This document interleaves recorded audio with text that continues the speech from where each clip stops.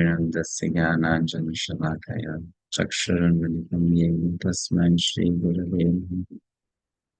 श्रीचैतन्यमनोभीष्टं स्थापितं येन भूतले स्वयं रूपः ददाति स्वयं वन्देऽहं श्रीगुरो श्रीयुतापदकमलं श्रीगुरुन् वैष्णवांश्च श्रीरूपं साग्रजातं सहगणा रघुनाथान्वितं तं सजीवम् साद्वैतं सावधूतं परिजनसहितं कृष्ण चैतन्य देव श्री राधा कृष्ण पादान् सहगणा ललिता श्री विशाखान्वितं श्री नमो विष्णुपादाय कृष्ण पृष्ठाय भूतले श्रीमते भक्तिवेदान्त स्वामी नमस्ते सारस्वते देवे गौरवाणी प्रचारिते निर्विशेष शून्य पाश्चात्य देशकाले नमो महावदन्याय कृष्ण प्रेम प्रदायते कृष्णाय कृष्ण चैतन्य नामिने गौरतुषे नमः। हे कृष्णा करुणा सिंधु दीनबंधो जगतपते गोपेशा गोपिका कांत राधा कांत नमस्ते तप्त कांचन गौरांगी राधे वृंदावनेश्वरी वृषभानुसुते देवी प्रणमामि हरिप्रिये मंचकल्पतरुभ्यश्च कृपा सिन्धुभ्येव च पतितानां पावनेभ्यो वैष्णवेभ्यो नमो नमः। जय श्री कृष्ण चैतन्य प्रभु नित्यानंद श्री अद्वैत गदाधर शिवासादि गौर भक्त वृंद हरे Krishna Krishna Krishna Hare Hare Hare Ram Ram Ram Hare Hare.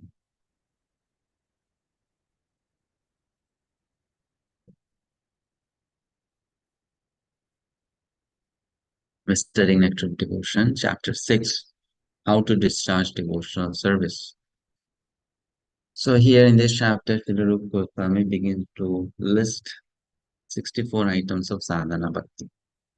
He will only list them out, he will not explain them or give a reference to them. He will give that later on in other next chapters.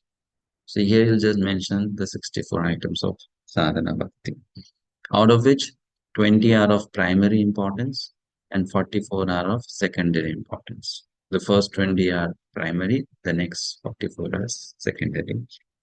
So these primary are again divided into two categories, the do's and the don'ts. 10 are do's, 10 are don'ts. So 10 are pravritti and 10 are nivritti. Pravritti and nivritti. And the remaining 44, out of them, uh, 39 are items, general items, and 5 are most effective items. Most effective means they are very quick to provide the desired result. So these are the 64 items of sadhana, which Srila Rupa Goswami prescribes that every sadhaka should follow on a daily basis.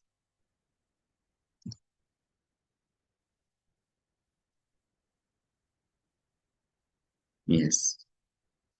How to discharge devotional service. Srila Rupa Goswami states that his elder brother Sanatan Goswami has compiled Hari Bhakti Vilas for the guidance of the Vaishnavas, and therein has mentioned many rules and regulations to be followed by the Vaishnavas. Some of them are very important and prominent, and Srila Rupa Goswami will now mention these very important items for our benefit. The purport of this statement is that Srila Rupa Goswami proposes to mention only basic principles, not details. For example, a basic principle is that one has to accept a spiritual master. Exactly how one follows the instructions of his spiritual master is considered a detail. For example, if one is following the instruction of his spiritual master and that instruction is different from the instructions of another spiritual master, this is called detailed information. But the basic principle of acceptance of the spiritual master is good everywhere, although the details may be different. Sri Goswami does not wish to enter into details here, but wants to place before us only the principles. Not the details, only the principle. Did we get the difference between detail and principle? We got the difference, right? Principle is accept a spiritual master. Detail is what kind of instructions that spiritual master gives to you. How do you follow those instructions? That is detail. So the detail may vary from one spiritual master to another spiritual master, one disciple's attitude to follow and other disciple's attitude to follow. Those details may vary, but the principle is what? One should accept a spiritual master. That's the principle. Details are different because details are based on time, place, and circumstance, right? But the principle is to be followed. Yeah, this paragraph, which is second paragraph, gives us the 10 do's or pravritti, activities which we need to accept and follow. Hmm. So let's read. Someone please read. Yes, Rukmini Govind Prabhuji. Hare Krishna Vandana. He mentions the basic principles as follows. Number 1. Accepting the shelter of the lotus feet of a bona fide spiritual master. Number 2. Becoming initiated by the spiritual master and learning how to discharge devotional service from him. Number 3.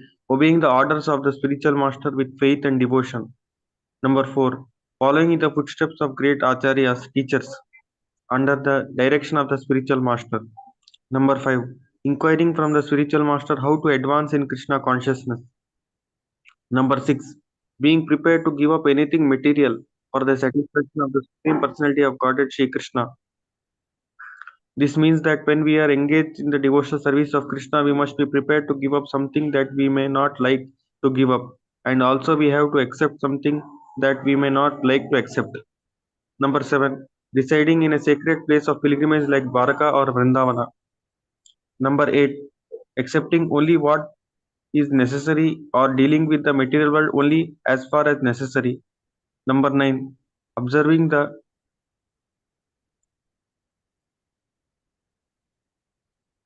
fasting day on Ekadashi. And number 10. Worshipping the sacred trees like the banyan tree. So these are 10 do's, right? We'll discuss about them later individually. So now we are just reading them out, the list. Next paragraph, next two paragraphs. Picture. Hare Krishna Prabhu Dandavat. These 10 items are preliminary necessities for beginning the discharge of devotional service in regulative principles. In the beginning, if a neophyte devotee observes the above mentioned 10 principles, surely he will quickly make good advancement in Krishna consciousness. The next set of instructions is listed as follows. One should rigidly give up the company of non-devotees. Number 2. One should not instruct a person who is not desirous of accepting devotional service. Number 3. One should not be very enthusiastic about constructed costly temples or monasteries. Number 4. One should not try to read too many books, nor should one develop the idea of earning his livelihood by lecturing on or professionally reciting Srimad Bhagavatam or Bhagavad Gita. Number 5. One should not be neglectful in ordinary dealings. Number 6. One should not be under the spell of lamentation and loss of jubilation in gain. Number 7. One should not disrespect the demigods. Number 8. One should not give unnecessary trouble to any living entity. Number 9. One should carefully avoid the various offenses in chanting the holy name of the Lord or in worshipping the deity in the temple. Number 10. One should be very intolerant toward the blasphemy of the Supreme Personality of Godhead, Krishna, or his devotee. Hare Krishna. Hare Krishna.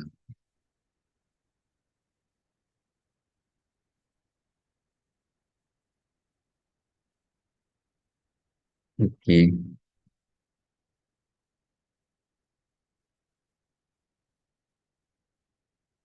Next paragraph, Rashmi Mataji. Hare Krishna Prabhuji, Dandavat Pranam. Without following the above-mentioned 10 principles, one cannot properly elevate himself to the platform of sadhana bhakti or devotional service in practice. Altogether, Śrīla Rūpa Gosvāmī mentions 20 items and all of them are very important.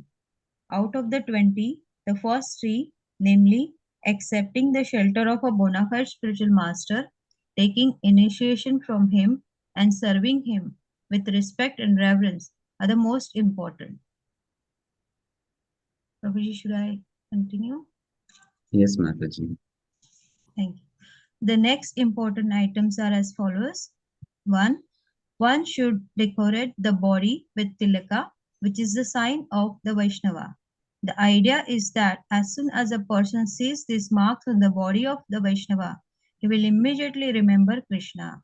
Lord Chaitanya said that Vaishnava is the one who, when seen, reminds one of Krishna. Therefore, it is essential that a Vaishnava mark his body with tilaka to remind others of Krishna.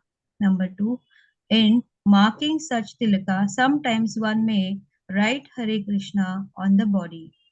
Number 3. One should accept flowers and garlands that have been offered to the deity and spiritual master and put them on one's body. Number 4. One should learn to dance before the deity. Number 5. One should learn to bow down immediately upon seeing the deity or the spiritual master. Number 6. As soon as one visits a temple of Lord Krishna, one must stand up.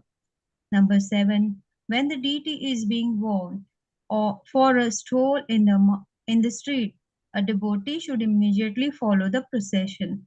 In this connection, it may be noted that in India, especially in Vishnu temples, the system is that apart from the big deity who is permanently situated in the main area of the temple, there is a set of smaller deities which are taken in procession in the evening. In some temples, it is the custom to hold a big procession in the evening with a band playing and nice big umbrella over the deities who sit on decorated thrones on the cart or palanquin, which is carried by devotees.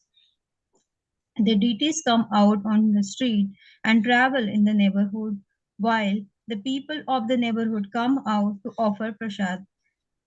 The residents of the neighborhood all follow the procession. So it is very nice scene. When the deity is coming out, the servitors in the temple put forward the daily accounts before them. So much was the collection, so much was the expenditure. The whole idea is that the deity is considered to be the proprietor of the whole establishment, and all the priests and other people taking care of the temple are considered to be servants of the deity. The system is very, very old and still followed. So therefore it is mentioned that here that when the deity is on stroll, the people should follow behind. Prabhuji, should I continue? It's a long one. Number 8. A devotee must visit Vishnu temple at least once or twice every day, morning and evening. In Vrindavana, this system is followed very strictly. All the devotees in town go every morning and evening to to visit different temples. Therefore, during these times, there are considerable crowds all over the city. There are about 5,000 temples in Vrindavan city. Of course, it is not possible to visit all the temples, but there are at least 12 very big and important temples which were started by the Gosvāmīs and should be visited. Number 9. One must circumambulate the temple building at least 3 times. In every temple, there is an arrangement to go around the temple at least 3 times. Some devotees go around more than 3 times, 10 times, 15 times, according to their vows. The Gosvāmīs used to circumambulate Govardhan Hill. One should also circumambulate the whole Vrindavan area. Number 10. One must worship the deity in the temple according to the regulative principles, offering arti and prasad according to the deity, etc. These things must be observed regularly. Thank you, Mataji. Thank you. Next, Munish Prabhu. Hare Krishna, Prabhuji. Is it from number 9, Prabhuji, or in between 12? No, Read Prabhuji, from number 11. 11. Okay, sorry. Can you scroll up, Prabhuji, so I can just continue with that?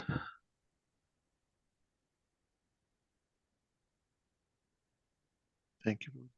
One must render personal service to the deities. 12. One must sign. 13. One must perform Sankirtana. 14. One must chant. 15. One must offer prayers. 16. One must recite notable prayers. 17. One must take Mahaprasad, food from very plate offered before the deities. 18. One must drink Charnamrita, water from the bathing of the deities, which is offered to guests. 19. One must smell the scents and flowers offered to the deities. 20. One must touch the lotus feet of the deities. 21. One must see the deity with great devotion. 22. One must offer arti, artika at different times. 23. One must hear about the Lord and his pastime from Śrīmad Bhagavatam, Bhagavad Gita, and similar books. 24. One must pray to the deity for his mercy. 25. One must remember the deity. 26. One must meditate upon the deity. 27. One must render some voluntary service. 28. One should think of the Lord as one's friend. 29. One should offer everything to the Lord. 30. One should. Could you please scroll up, Prabhuji?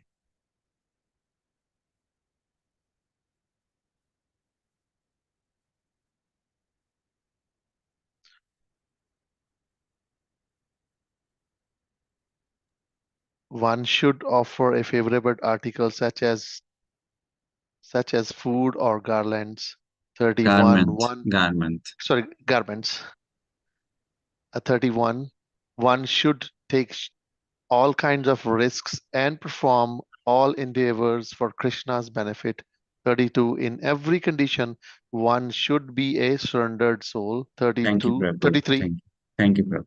Sujata Mataji.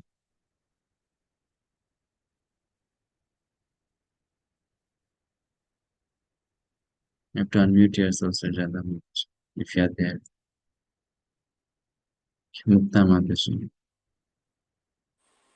Hare Krishna Prabhuji Dandavat Pranam.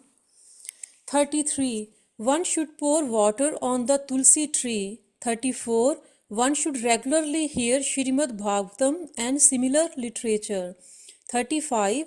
One should live in a sacred place like Mathura, Vrindavan or Dwarka. 36. One should offer service to Vaishnavas, devotees. 37. One should arrange one's devotional service according to one's means. 38. In the month of Kartika, October and November, one should make arrangements for special services. 39. During Janmashtami, the time of Krishna's appearance in this world, one should observe a special service. 40. One should do whatever is done with great care and devotion for the deity. 41. One should relish the pleasure of Bhagavatam reading among devotees and not among outsiders. 42. One should associate with devotees who are considered more advanced. 43. One should chant the holy name of the Lord. 44. One should live in the jurisdiction of Mathura. Prabhuji, shall I continue? Okay. Next, Dayala Govind Prabhu. Hare Krishna Prabhuji. Now the total regulative principles come to an aggregate of 64 items. As we have mentioned, the first are the primary 10 regulative principles. Then come the secondary 10 regulative principles. And added to these are 44 other activities. So altogether there are 64 items for discharging the regulative principles, regulative practice of devotional service. Out of these 64 items, 5 items, namely worshipping the deity, hearing Śrīmad Bhagavatam, associating among the devotees, Sankirtana, and living in Mathura are very important. Roji, I'll read the last paragraph. Yeah. The 64 items of devotional service should include all of our activities of body, mind, and speech. As stated in the beginning, the regulative principle of devotional service enjoins that all of our senses must be employed in the service of the Lord. Exactly how they can be thus employed is described in the above 64 items. Now, Śrīla Rūpa Gosvāmī will give evidence from different scriptures supporting the authenticity of many of these points. Hare Krishna. Yeah. So in this chapter, as I said, only the list is given, right? However, none of the limbs are explained in detail. Only list is given. But in the next chapter onwards, Rupa Goswami will then individually take each of these points and then describe them. Okay. So it's an exhaustive list in one sense. 64 things, do's and don'ts. And interestingly, as I've already mentioned it before also, Srila Prabhupada has designed the path of sadhana for members of iskcon society, Krishna consciousness movement, in such a way that all the 64 can be observed in one day. Srila Prabhupada made a plan like that you can follow all 64 in one day. So that's his genius actually. And we will see when we read through all these, how do we individually do follow them on daily basis, or how we can follow them on daily basis, right? So let's go to the next chapter. I don't think there will be any questions for this chapter, right? It's all pretty clear, the points I mentioned. Yeah. Actually, it might be described in the next chapter also, but there are some points that are like given twice. So is it the emphasis, like one should chant? So it has been like said twice. Yeah, it is to emphasize, and also there is a difference in the detail. When we read the next chapter, they will come to know there's slight difference in the detail. Sure. Thank you. Okay, so externally, if you just read them, it appears to be same only, but the details might be different. First thing. Second thing is that repetition is also because of emphasis, and this is important. So he has mentioned it twice or thrice, something like that. Okay, so we start with chapter 7 now. Evidences regarding. So what Rupa Goswami has done is basically, you see, who decided there has to be 64? There is no scripture which has mentioned there has to be 64. So it's Rupa Goswami who studied through all the scriptures and then made a list of 64. And while he did that, then he is also giving us references or evidences that why these 64. From where have I taken the reference? So he's validating his choice or his explanation of these 64 items through different scriptures, quoting them as evidence, and also telling us that this is how he decided to make it 64. Fine. Let's go through this chapter now. Each point we'll read and discuss. So the first 5 points, if you notice, out of these 64 are related to accepting of a spiritual master. First 5. Guru Pad Ashraya. Therefore, it is said that in Bhakti, this is the most important element, that one should accept the shelter of a bona fide spiritual master. This is how Bhakti begins. Rest all follow later. So this has to be given very much importance. And this is where the Ritviks fail in one sense, because they don't accept this point. Here it refers to accepting a living spiritual master as spiritual master, right? 5 points are there. So which Ritviks don't follow.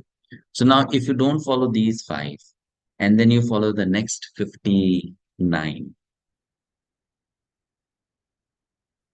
you don't follow these 5, but you follow the next 59, will you be considered to be on the right track? No, because these 5 are given in the beginning, not at the end. Right? So these 5 are in the beginning, then the next later follows. So that's why that's little, Of course, they won't accept it that they are on the wrong track. But in some ways, yes, they are on the wrong track. Let's read.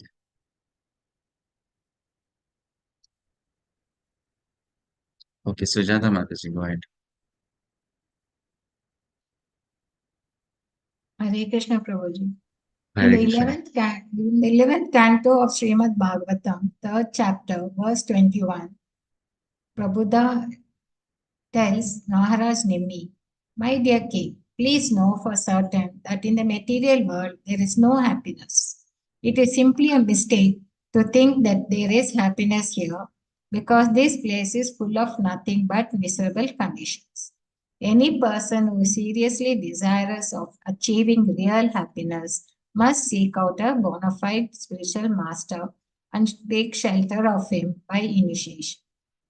The qualification of a spiritual master is that he must have realized the conclusion of the scriptures by deliberation and arguments and thus be able to convince others of these conclusions.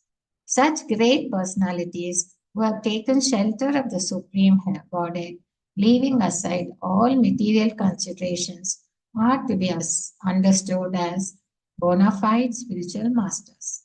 Everyone should try to find such a bona fide spiritual master in order to fulfill his mission of life, which is to transfer himself to the plane of spiritual bliss. Thank you, Prabhuji.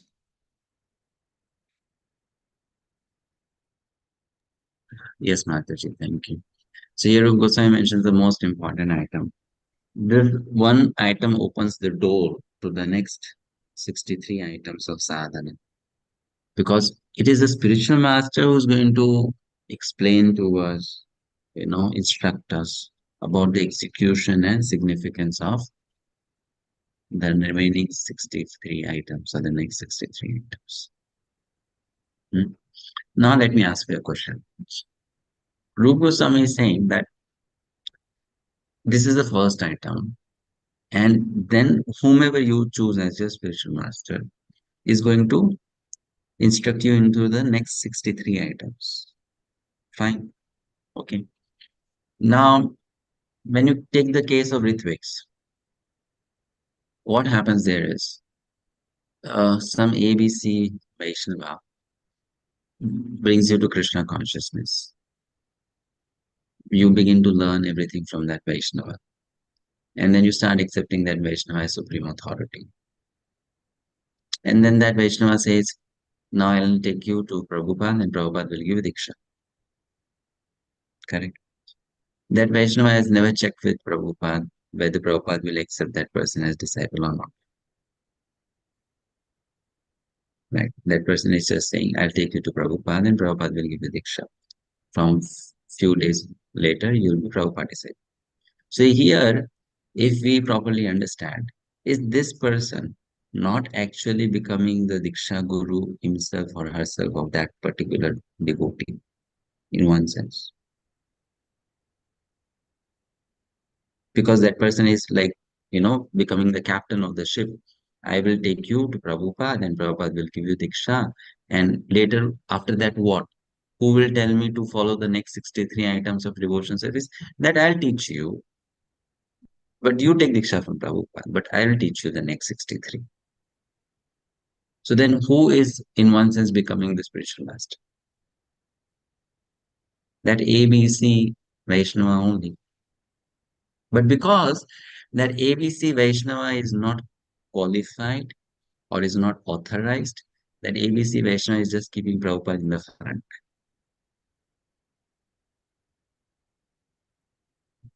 Keeping Prabhupada in the front. Okay, I am not qualified, I am not authorized, but is Prabhupada not qualified? Is he not authorized? Can he not become your Diksha Guru? Of course, he can be. He can be your Diksha Guru. So then who are you? ABC, Prabhu or Mataji? I am a Siksha Guru. Fine, you are my Siksha Guru. But who made you my Siksha Guru? Prabhupada? You never asked Prabhupada, can I be his or her Siksha Guru? No. So who made you my Siksha Guru? So you see, if we look at their philosophy, we don't have to discuss so much here and there, here and there. Take the scripture, just take one point, and they will easily get defeated. Or if they want to accept it. If they don't want to accept it, we can quote so many statements from the scriptures. So this is the thing, that who has authorized them, or you? So this is something very interesting, that first is this item, and then next you move on. And go to the next limbs of devotional service. Right? Okay. So here, Śrīla Bhakti-siddhanta Thakur says that this first point is followed by whom, or who accepts to follow this first point. Only that person who has understood the futility of material sense gratification will approach a bona fide spiritual master. That I'm now fed up with it. I'm done with it. It is so troublesome. Only it gives anxiety and pain. Now I want some real happiness. So then that person approaches a spiritual master, a bona fide spiritual master, and the bona fide spiritual master will instruct the devotee or disciple in the next 63 items of service, devotional service. Right? Next paragraph. Sudhir Prabhu. Hare Krishna Prabhu, Dandavat Pranams. The purport is that one should not accept as a spiritual master someone who is a fool number one, who has no direction according to the scriptural injunctions, whose character is doubtful, who does not follow the principles of devotional service, or who has not conquered the influence of the 6 sense-gratifying agents. The 6 agents of sense gratification are the tongue, the genitals, the belly, anger, the mind, and words. Anyone who has practiced controlling these 6 is permitted to make disciples all over the world. To accept such a spiritual master is the crucial point for advancement in spiritual life. One who is fortunate enough to come under the shelter of a bona fide spiritual master is sure to traverse the path of spiritual salvation without any doubt. Should I continue, Prabhu? Next paragraph. Yes, continue. Accepting initiation from spiritual master and receiving instructions from him. Now you see, please try to understand. What does it say? First is you approach a bona fide spiritual master. And second is what? Accepting initiation. From whom? From that bona fide spiritual From master. that, right? Not from someone else. So I approach ABC Vaishnava and then I take initiation from Śrīla Prabhupada. No. Right. Then you take initiation from ABC. Right. So this is step by step, very nicely, easily to be understood. Given. Yeah, next, please read. Sage Prabuddha continues to speak to the king as follows. It's like, sorry, it's to cut you in between. It's like you approach a girl, offer her a proposal for marriage, and then you get married to someone else. Right. Prabhuji, I have a question without even asking the second person's permission, You approach first one and you say, okay, I propose you, will you get married? And then girl says yes. And then you go to the second one and you get married there. So if you approach a Vaishnava for shelter, and then you ask that person, give me Diksha. Right? But that person says, no, I'll take you to Prabhupada. And with Prabhupada, did he ever tell you to bring people to Prabhupada? Prabhuji, I have a quick question on this one. What about the mentors? What they do that in But then in case of mentors, their Diksha Gurus have told them. that you preach on my behalf, and then you bring the people to me. I'll give them Diksha. So if anyone is going to one mentorship, so that means he's been engaged with that guru only, that he can go to that guru. Well, it depends on the guru. If the guru says, bring all your people to me only, then that's what the disciple has gotten in instruction. But if the guru says, you just preach in general and then you guide the people to whomever they want to take Diksha, let them take Diksha. That is a little bit confusing to me, Prabhuji. That means the guy who is going to a mentor being engaged with that person first, because whatever the instructions he is getting, that means he's been taught this is the only guru or this is my only Well, guru. That's the actually, best. all bona fide gurus will never teach like that. No, but they will never say. But the mentors have the mentality. What I am finding it mostly Mentors they may will have that thrive. mentality that then that's mentor's fault. But I will, the gurus don't say like that. but if the guru sees what is happening, then they might instruct, don't do those type of things too. It's vice versa to Well, me, Prabhuji. the guru does instruct, but then sometimes the mentors may not understand. It's not that the gurus don't instruct, the gurus do instruct. Otherwise, why there's course like IDC? This IDC course is approved by whom? By the GBCs. Who are the GBCs? The gurus. What does IDC course teach? There cannot be any pressure by one devotee upon another devotee from whom to take Diksha. But the thing is that, Prabhuji, when a neophyte devotee comes, what I have seen it, the What you have mentors seen try to. is there, but what is the problem? How The will problem is, how how I'm not saying any. It's just like a generic thing. Its problem is inside. I don't want to go in that. That's personal. Whatever they do, that's as why you I said said that that in two meetings, we don't need what to think. is yeah. So when you become a preacher, don't become like that. Simple. Pray for that, Prabhuji. I mean, when you teach or when you preach, you don't become like that. Simple. Now, if someone is like that, so why bother about it? Isn't it? Okay, Prabhuji, no more comments then. Hare Krishna. When you become a preacher, don't be like that. Very simple. It's just like, let me tell you, you come to know there is a husband-wife relationship case where the husband is not proper, the wife is not proper, right? So in that case, if you are a counselor, a mentor, or whatever, a friend, a well-wisher, you may suggest that as a husband, this is what you are supposed to do. As a wife, this is what you're supposed to do. What more? But yes, if you are a genuine, sincere, honest person, you know what is right and wrong.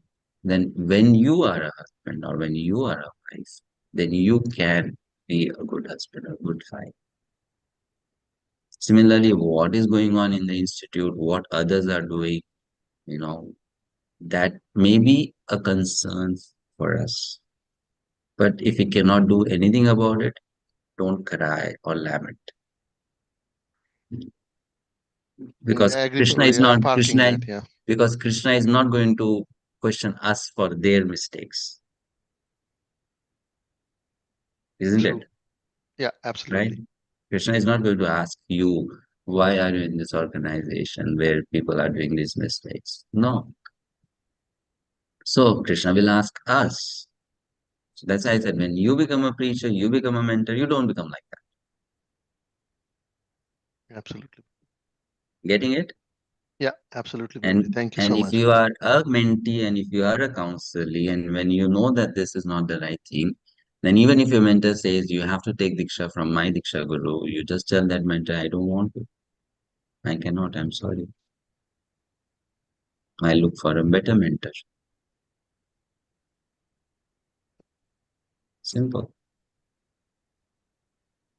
Thank you, Prabhuji. Right.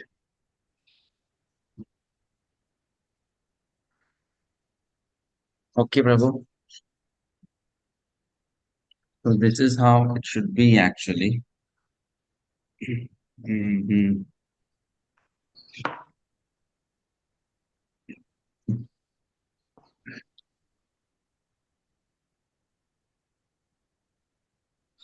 We are reading. Yes, let's read. Sudeep Rūpa. Sage Prabuddha continued to speak to the king as follows. My dear king, a disciple has to accept the spiritual master not only as spiritual master, but also as the representative of the Supreme Personality of Godhead and the Super Soul. In other words, the disciple should accept the spiritual master as God because he is the external manifestation of Krishna. This is confirmed in every scripture, and a disciple should accept the spiritual master as such. One should learn Srimad Bhagavatam seriously and with all respect and veneration for the spiritual master. Hearing and speaking Srimad Bhagavatam is the religious process which elevates one to the platform of serving and loving the Supreme Personality of Godhead. The attitude of the disciple should be to satisfy the bona fide spiritual master.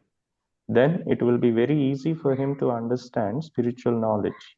This is confirmed in the Vedas, and Rūpa Gosvāmī will further explain that for a person who has unflinching faith in God and the spiritual master, everything becomes revealed very easily. Thank you. Next, Sarita Mataji. Hare Krishna Prabhuji, Dandavat Pranam. Serving the spiritual master with faith and confidence. Regarding accepting initiation from the spiritual master in the 11th canto of Srimad Bhagavatam, 17th chapter, verse 27, it is stated by Lord Krishna, My dear Uddhava, the spiritual master must be accepted not only as my representative, but as my very self.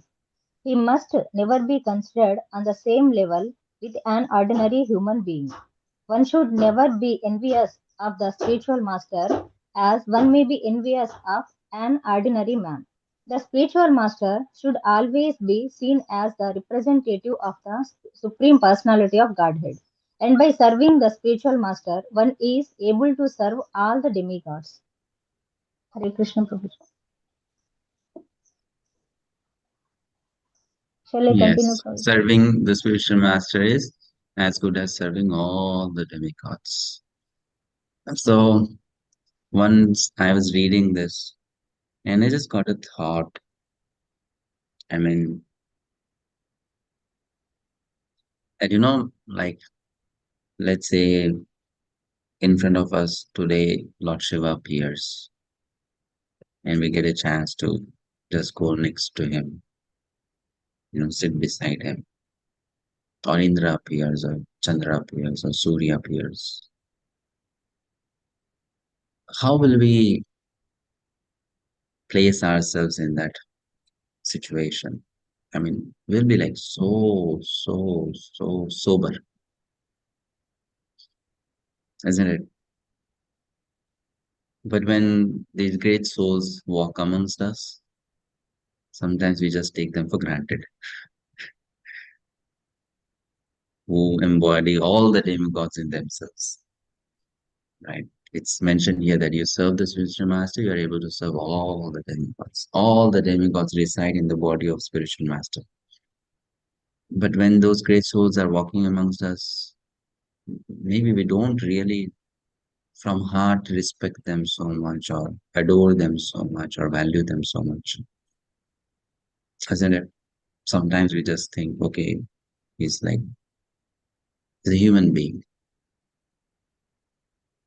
But the scripture is saying that Sarva Deva Maya Guruhu, that my Guru is Sarva Deva Maya. All the demigods are in this personality. That is the attitude of a disciple. That's why when we read Chaitanya Charitamrita and we come to know about how the disciple treats the spiritual master, then it starts making sense, becoming a very humble, menial servant. That's how the spiritual master has to be treated by the disciple. One has to become a straw in the street like that. So much respect one has to give. But this kind of respect or reverence, slowly, the culture of that respect is getting so devastated in our society, isn't it?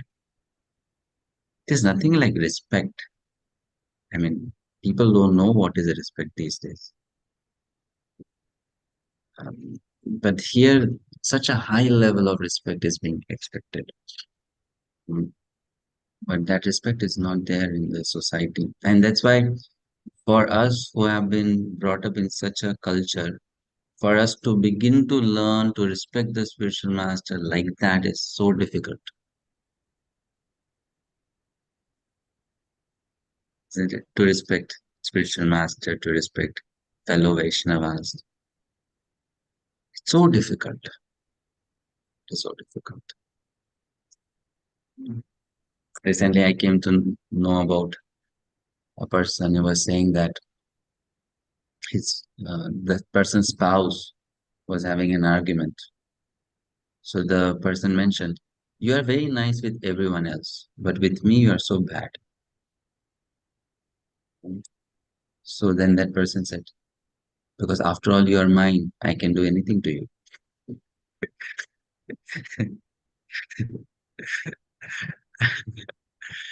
I mean, just imagine, someone talk like that. Does that person have any respect for the other person's existence? You are mine. I can do anything to you.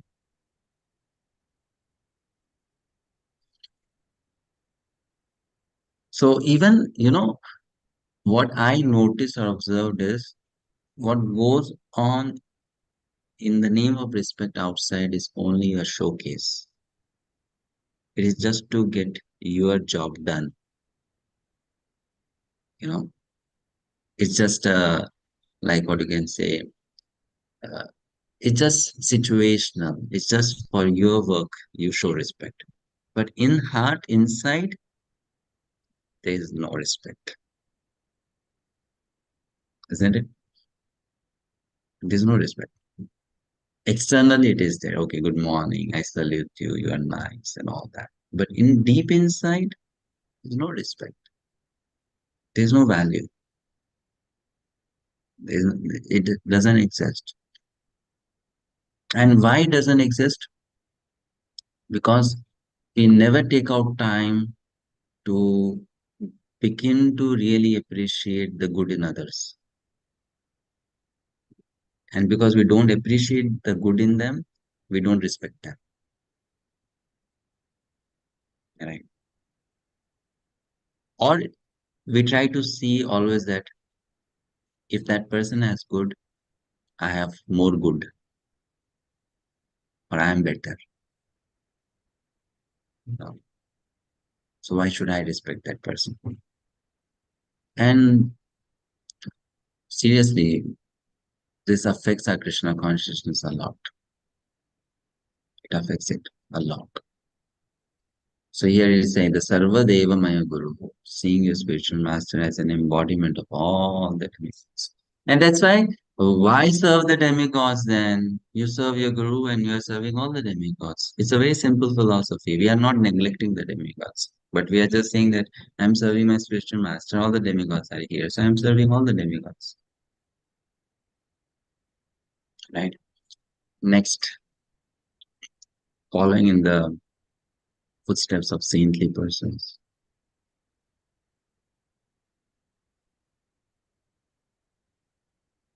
Dayalu Govind Prabhuji.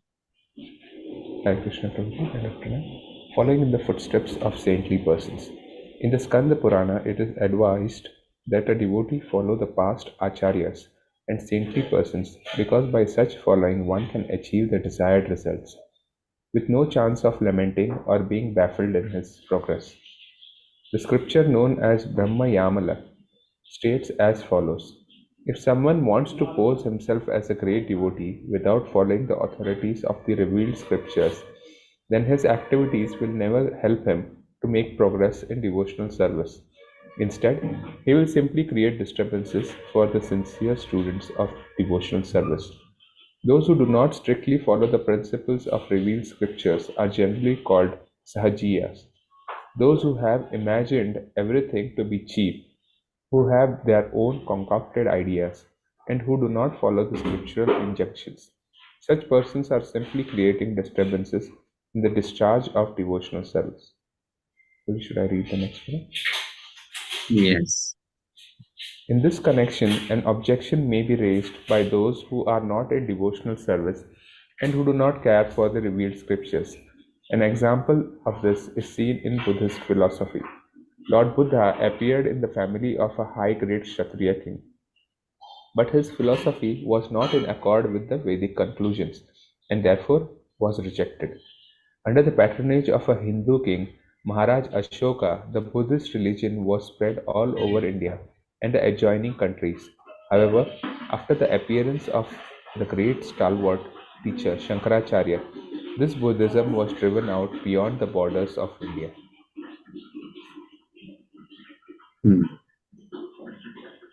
Next paragraph, we'll read Mukta Mataji.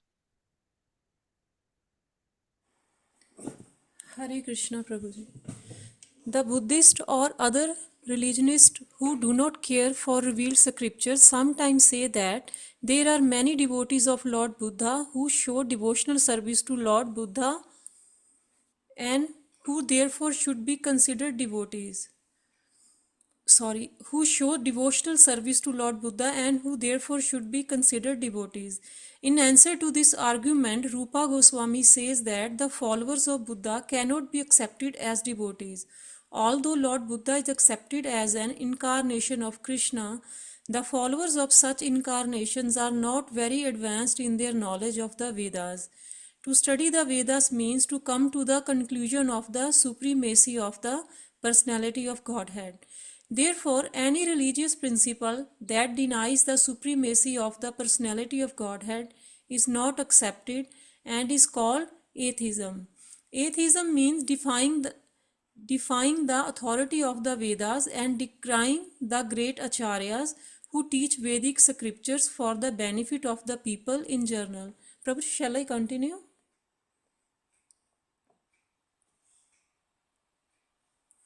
Lord Buddha is accepted as an incarnation of Krishna in the Śrīmad Bhagavatam, but in the same Śrīmad Bhagavatam, it is stated that Lord Buddha appeared in order to bewilder the atheistic class of men. Therefore, his philosophy is meant for bewildering the atheist and should not be accepted. If someone asks, why should Krishna propagate atheistic principles? The answer is that it was the desire of the Supreme Personality of Godhead to end the violence which was then being committed in the name of the Vedas. The so-called religionists were falsely using the Vedas to justify such violent act as meat eating, and Lord Buddha came to lead the fallen people away from such a false interpretation of the Vedas. Also, for the atheist, Lord Buddha preached atheism so that they would follow him and thus be tricked into devotional service to Lord Buddha or Krishna. Prabhuji, shall I continue? Someone else can read one. Okay, now first, before we go to the next one. So here an example is given by Rūpa Gosvāmī. The point was what? The point was following the footsteps of saintly persons, which means you do what they do as they show. So here an example is given. Lord Buddha personally was an incarnation himself, right? An avatar of Krishna. But does it mean because he's an avatar of Krishna, now we follow in his footsteps? No. Why no? So explanation is being given. Why? Because though he is an incarnation of Krishna, his teachings are not matching the teachings of the Vedas. So you see, what we are learning from here is scriptures may say, do this, but then conditions apply. You have to take that also into consideration.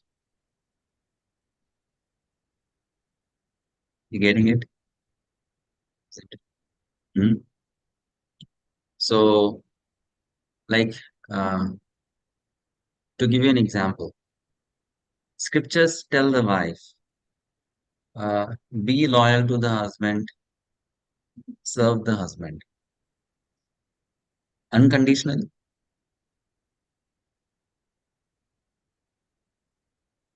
No, conditions apply.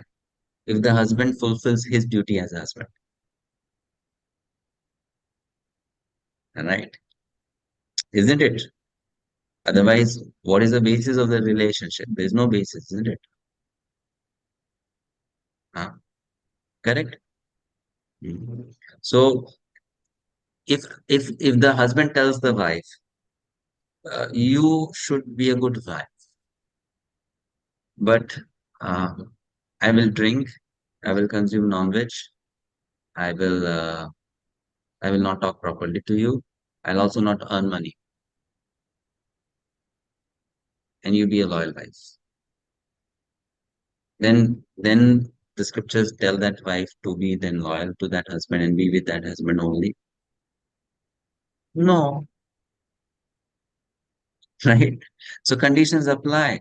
So that's why there are rules, but there are details. There are rules, but there are details, isn't it? Uh, Once there was a lecture being given by one sadhu in Vrindavan. This is a problem that we should not ask questions which are personal in a general public audience. So, so one lady came to this sadhu and asked this question that my husband is very lusty and he wants to have physical union with me very often and even after so many years, right? So that sadhu said, well, your wife, that's your duty. Fine, done. But then what about the details?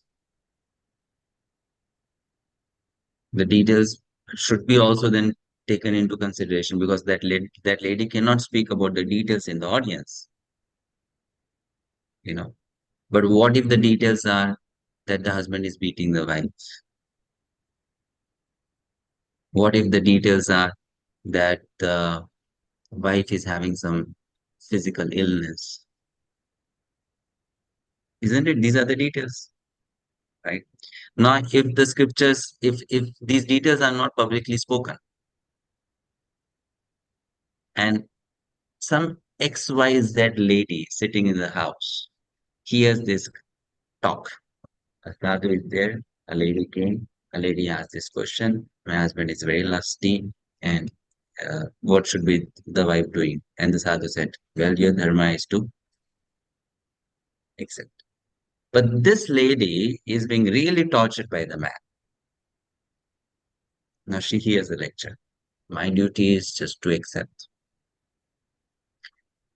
You're getting it? Right? Therefore, for principles, you can go to anyone and ask. That person will be able to tell you what is your dharma. But for detail, you have to ask someone who is very close to you, right? For that, one needs a spiritual master for details, right? That's why here Rūpa Gosvāmī is giving an example to explain to us. We have to follow sadhus, but we cannot follow Lord Buddha. Why? Because his teachings are not matching the teachings of Vedas.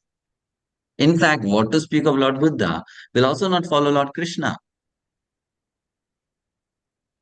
when his teachings will not match with the teachings of the Vedas. To give an example, his teachings to Nand Baba, right, before the Govardhan Puja happened. Correct? Karma Mimamsa philosophy was teaching to Nand Maharaj, which is not we are supposed to follow. So these are details. And now for these details to be known, one has to be very learned, one has to be considerate, compassionate, and all that. Then one can say what should be done, what should not be done. Now in India, this is a big problem that people only know the principles, they don't know the details. And that's why so many people are misguided. They accept something as dharma, which is not dharma, right? And they live in a big time illusion that we are being dharmic, we are doing the right thing. And later they realize, wow, it was a big blunder that we did.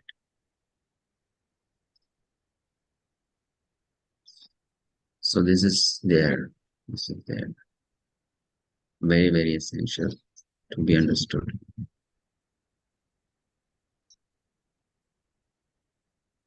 Okay. Next, following in the footsteps of saintly persons we discussed is inquiring about eternal religious principles.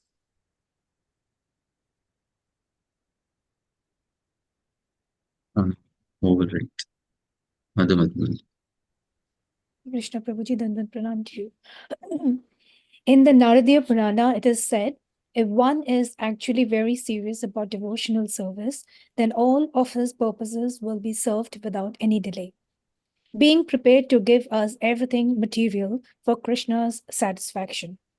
In the Padma Purana, it is stated, for one who has given up his material sense enjoyment and has accepted the principles of devotional service, the opulence of Vishnu Loka, the kingdom of... Just scroll up.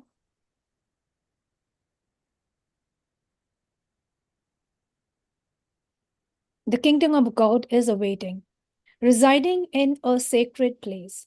In the Shankar Purana, it is also said that for a person who has lived in Dwarka for 6 months, for 1 month, or even for 1 fortnight, there is a waiting elevation to the Vishnu Lokal and all the prophets of Sarupa Mukti, the privilege of having the same four-handed bodily features as Narayana. Should I continue? Yes, Mataji, one more paragraph. The Brahma Purana, it is said, the transcendental significance of Purushama Kshetra, which is the 80 square mile field of Lord Jagannath, cannot be properly described. Even the demigods from the higher planetary systems see the inhabitants of this Jagannath Puri as having exactly the same bodily features possessed by one in Vaikuntha. That is, the demigods see the inhabitants of Jagannath Puri as being four-handed. Hare Krishna. Read the next also. When there was a meeting of great sages as Naimasaranya, Suta Gosvāmī was reciting Srimad Bhagavatam, and the importance of the Ganges was stated as follows. The waters of the Ganges are always carrying the flavor of tulsi offered at the lotus feet of Sri Krishna, and as such, the waters of the Ganges are ever flowing, spreading the glories of Lord Krishna. Wherever the waters of the Ganges are flowing, all will be sanctified, both externally and internally. Hare Krishna. Residing in a sacred place. So, examples are being given. Residing in Dwarka, residing in Purushottam Kshetra, residing in Naimisharanya. But then we should know one more thing.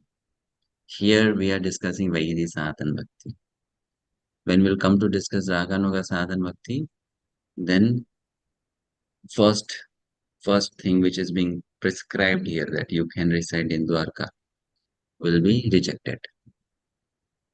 Why?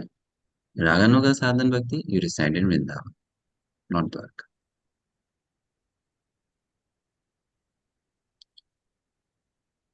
So this is again something very interesting.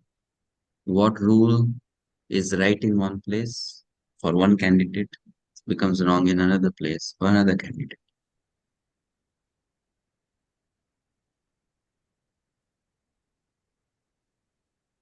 You getting the thing? Yeah.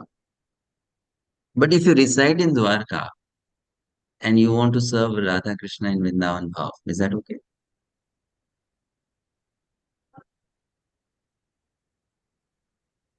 No.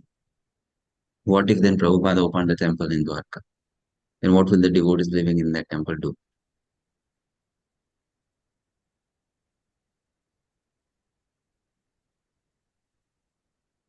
Because Prabhupada did not say all my temples are Dwarka. He said all my temples are Vrindavan.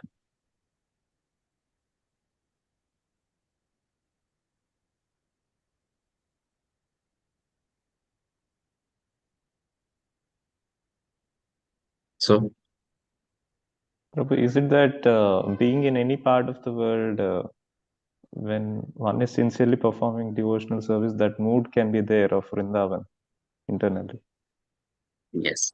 So now if I go to Dwarka, to live in Dwarka, and I'll do my bhajan there, then I am not being actually in the mood of Rag Bhakti, right? But if I go to Dwarka, because my spiritual master is telling that go there and preach in Dwarka, and you serve Radha Krishna there, then I am in Vrindavan, right? So as per the instruction of my spiritual master, even if I am living in Antarctica, I am in Vrindavan, right? Okay. Hmm. Prabhuji, I didn't understand. Can you just explain it further? Thanks. If you're following the instruction of your spiritual master, and the spiritual master is telling you live in Antarctica, you live in Dwarka, you stay there and you preach Krishna consciousness, but you serve Radha and Krishna, you follow the sadhana bhakti that as I am teaching you, then you are in Vrindavan. Because physically you are somewhere else, but your mind, you are in Vrindavan, if you want to.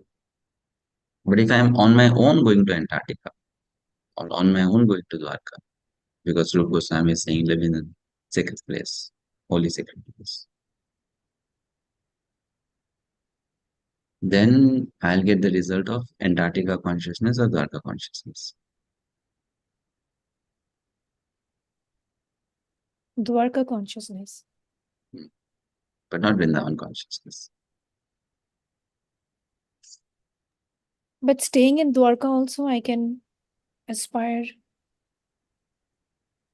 But who will tell you to stay in Dwarka?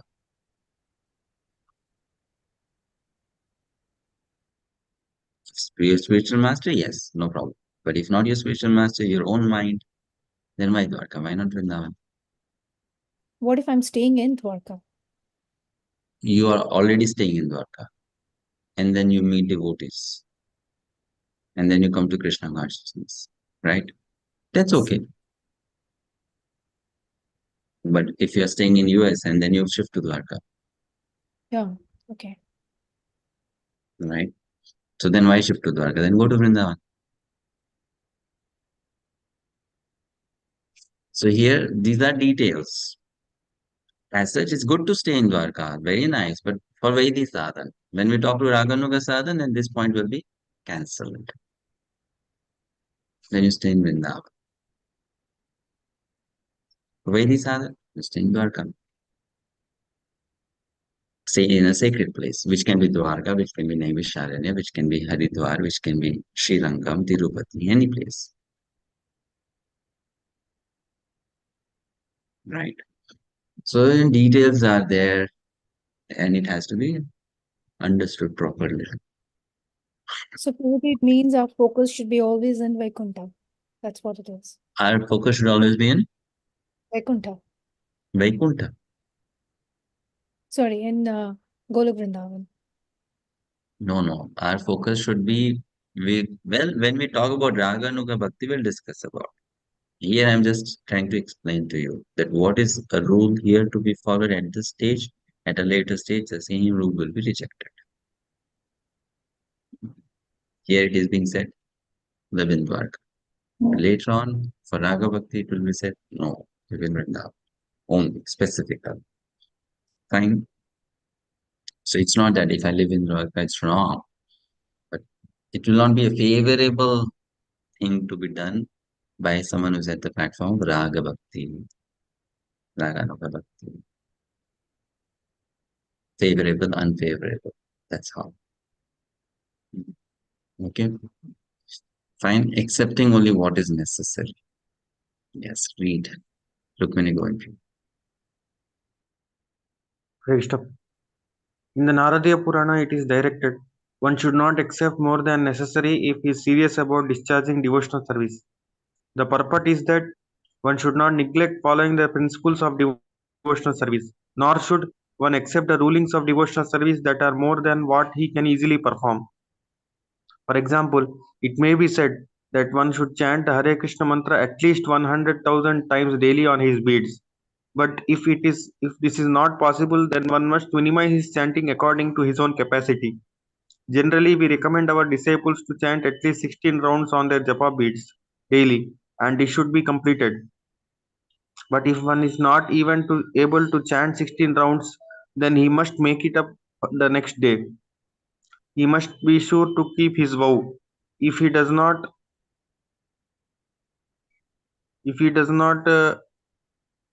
directly follow this, if he does not strictly follow this out, then he is sure to be negligent. That is offensive in the service to the Lord.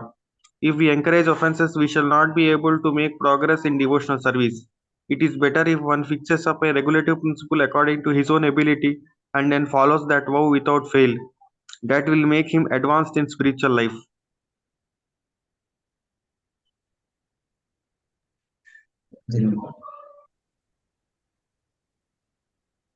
Rukmini going through, continue.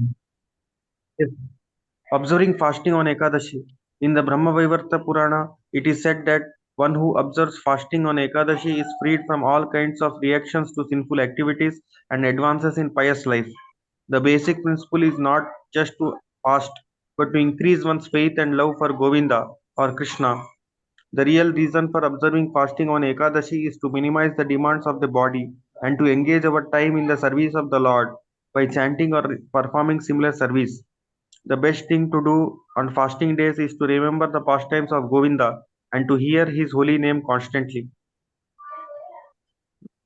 Next, Manish Prabhu. Offering respect to the banyan tree. In the Skanda Purana, it is directed that a devotee should offer water to Tulsi plant and Amalaka trees. He should offer respect to the cows and to the Brahmanas and should serve the Vaishnavas by offering them respectful obeisances and meditating upon them. All of these processes will help the devotee to diminish the reactions in the past sinful activities, giving up the company of non-devotees. Could you scroll up, Prabhuji? Lord Chaitanya was once asked by one of his householder devotees what the general behavior of Vaishnavas should be. In the connection, Lord Chaitanya replied that a Vaishnava should always give up the company of non-devotees. Then he explained that there are two kinds of non-devotees. One class is against the supremacy of Krishna, and another class is too materialistic. In other words, those who are after material enjoyment and those who are against the supremacy of the Lord are called a Vaishnava. And their company should be strictly avoided. Thank you, Prabhu. Hare Krishna. Sudev Prabhu. In the Katyayana Samhita, it is stated that even if one is forced to live within a cage of iron or in the midst of a blazing fire, he should accept this position rather than live with non-devotees who are through and through against the supremacy of the Lord. Similarly, in the Vishnu Rahasya, there is a statement to the effect that one should prefer to embrace a snake, a tiger, or an alligator rather than associate with persons who are worshippers of various demigods and who are impelled by material desire. In the scriptures, That's very good. If you happen to be in a relationship and then you become a devotee, a Vaishnava, and those people are not Vaishnavas who are around you, and still you are comfortable with them, then you are actually not a Vaishnava. You cannot live happily with them. You cannot live comfortably with them.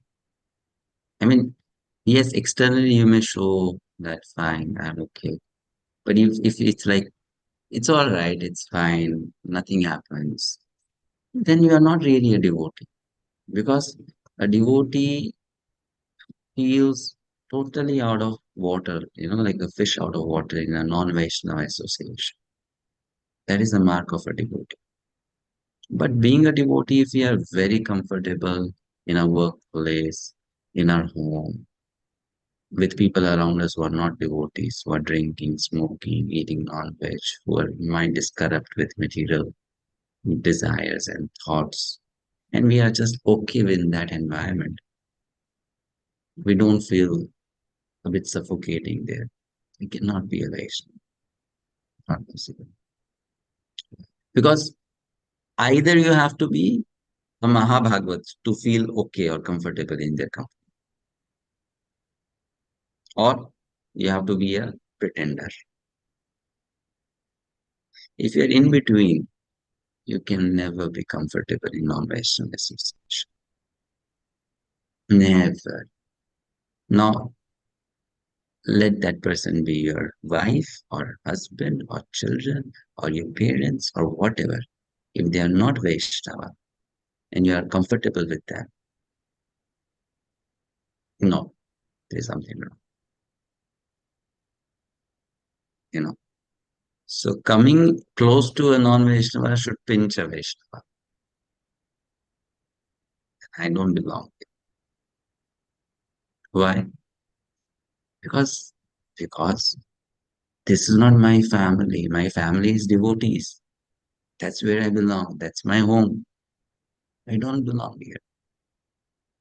This is very, very superficial, you know. So if you feel that discomfort, you are on the right path. If you don't feel that discomfort, then bhakti has not yet really entered into the heart. Bhakti has not yet entered. Will not feel nice. Will not feel comfortable. Right? Yes. Next paragraph, Sudeep. In the scriptures, it is instructed that one may worship a certain demigod if he is desirous of achieving some material gain. For example, one is advised to worship the sun god if he is desirous of getting rid of a deceased condition. For a beautiful wife, one may worship Uma, the wife of Lord Shiva, and for advanced education, one may worship Saraswati. Similarly, there is a list in the Srimad Bhagavatam for worshippers of all demigods according to different material desires. But all of these worshippers, although they appear to be very good devotees of the demigods, are still considered to be non-devotees. They cannot be accepted as devotees. Next paragraph, Dayalu Govinda. Hare Krishna Prabhu, Dandaktana. The Mayavadis, impersonalists, say that one may worship any form of the Lord and that it doesn't matter, because one reaches the same destination anyways.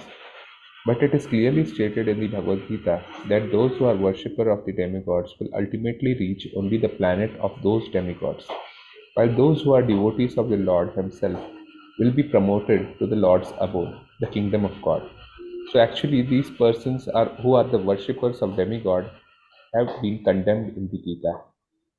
It is described that due to their lusty desires, they have lost their intelligence and have therefore taken to worshipping the different demigods. So in the Vishnu Rahasya, these demigod worshippers are forcefully condemned by the statement that it is better to live with the most dangerous animals than to associate with these persons. Should I continue? Hare Krishna. Yeah, read please. Not accepting unfit disciples, constructing many temples, or reading many books. Another stricture is that a person may have many disciples, but he should not act in such a way that he will be obliged to any of them for some particular action or some favor. And one should also not be very enthusiastic about constructing new temples, nor should one be enthusiastic about reading various types of books, save and except the ones that lead to the advancement of devotional service. Practically, if one very carefully reads Bhagavad Gita, Srimad Bhagavatam, teachings of Lord Chaitanya, and this nectar of devotion, that will give him sufficient knowledge to understand the science of Krishna consciousness. One need not take the trouble of reading other books. Yes, one need not take the trouble of reading other books. So we may read other books for knowing something else. That's okay. But we need not read other books to understand what is Krishna consciousness. You're getting it? We may read other books to know what is, but not to know about Krishna consciousness. Sometimes we may have to read other books for some information. That's fine. Some devotees will be too fanatic. No. Now you can't read any other. No. When it comes to know about bhakti, I'll read Prabhupada books and these books only. Now, if I am doing some business or I'm doing some seva and for that I need to learn something, then yes, I can read some other book. Right? Isn't it? Like once His Holiness Bhakti Swami Maharaj happened to visit His Holiness Bhakti Swami Maharaj. So he saw the library of Bhakti Swami Maharaj. Now, Bhakti Swami Maharaj is a sannyasi, isn't it? Correct. So in his library, there were books. There were varieties of books, and then there was some book related to sex education also, something. So the Bhakti Bhagavad Maharaj was thinking, yeah, he's a sannyasi. Now, but why is he having a book on sex education? Right? But then later on, he came to know Bhakti Maharaj has written a book for leaders how to curb sexual desire.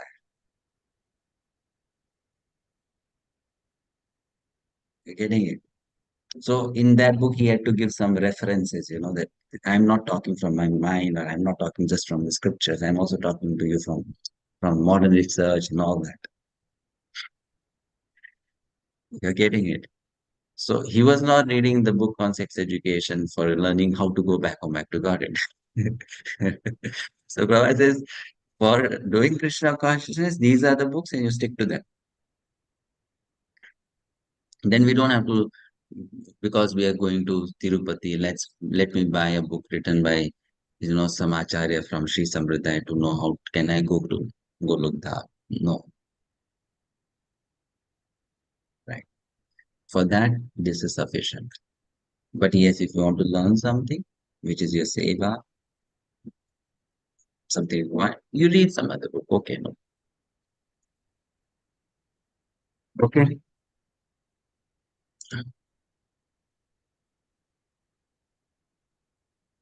Next paragraph.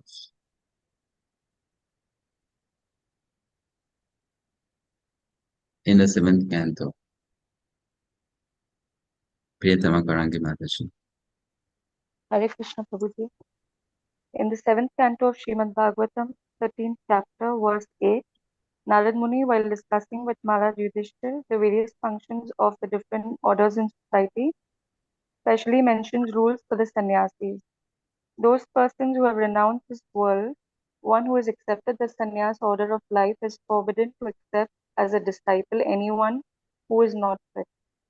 A sannyasi should first of all examine whether a prospective student is sincerely seeking Krishna consciousness. If he is not, he should not be accepted. However, Lord Chaitanya's causeless mercy is such that he has advised all bona fide spiritual masters to speak about Krishna consciousness everywhere. Therefore, in the line of Lord Chaitanya, even the sannyasis can speak about Krishna consciousness everywhere. And if someone is seriously inclined to become a disciple, the sannyasi always accepts them.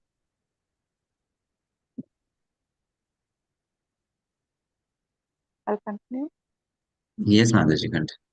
The one point is that without increasing the number of disciples, there is no propagation of the cult of Krishna consciousness. Therefore, sometimes even at a risk, a sannyasi in the line of Chaitanya Mahaprabhu may accept even a person who is not thoroughly fit to become a disciple. Later on, by the mercy of such a bona fide spiritual master, the disciple is gradually elevated. However, if one increases the number of disciples simply for some prestige or false honor, he will surely fall down in the matter of executing Krishna consciousness.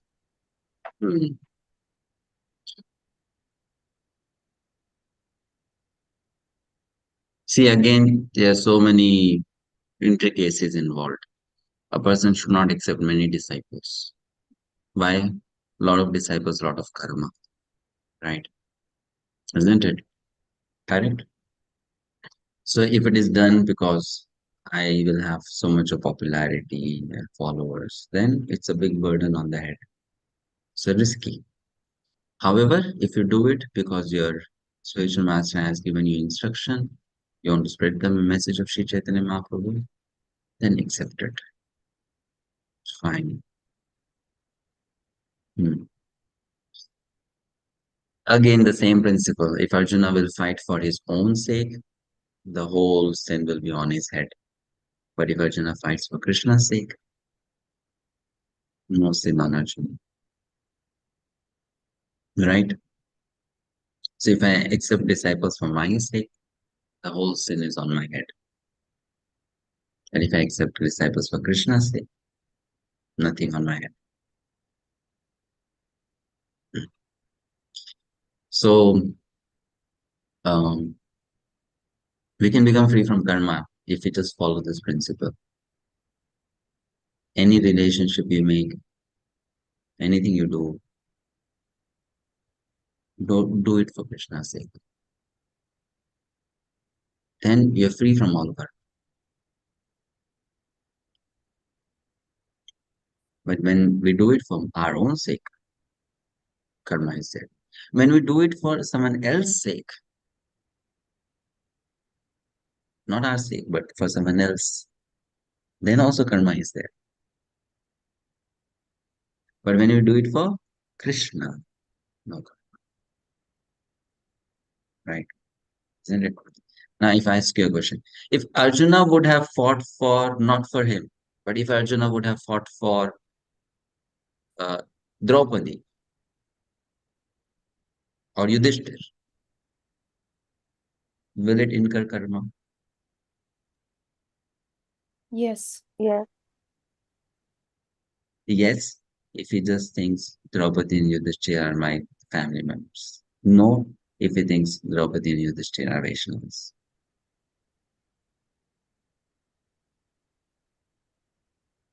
Sorry, no if? Can't hear. Yudhishthir and Draupadi are Vaishnavas, devotees. Right?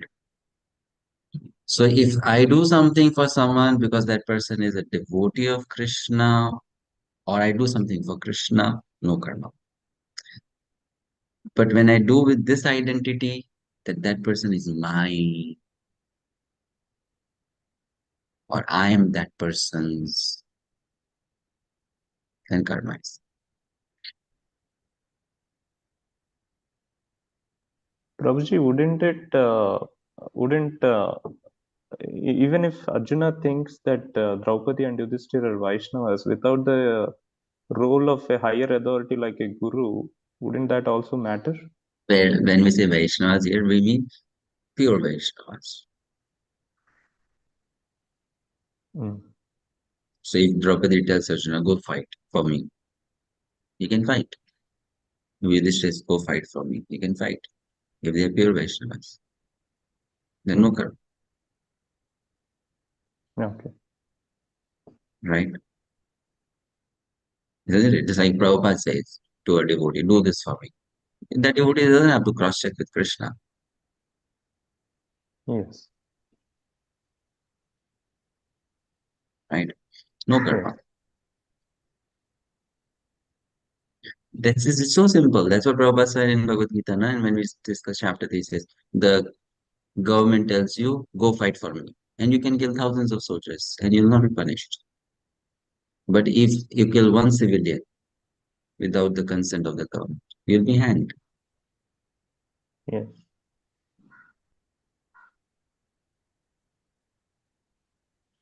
Yes.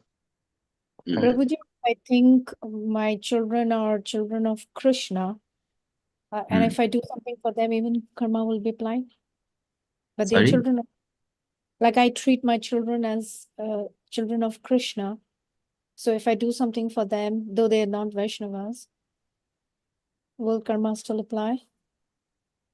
No, no. If you see them as Krishna's part and parcel and you do what is right, not the wrong, then no karma.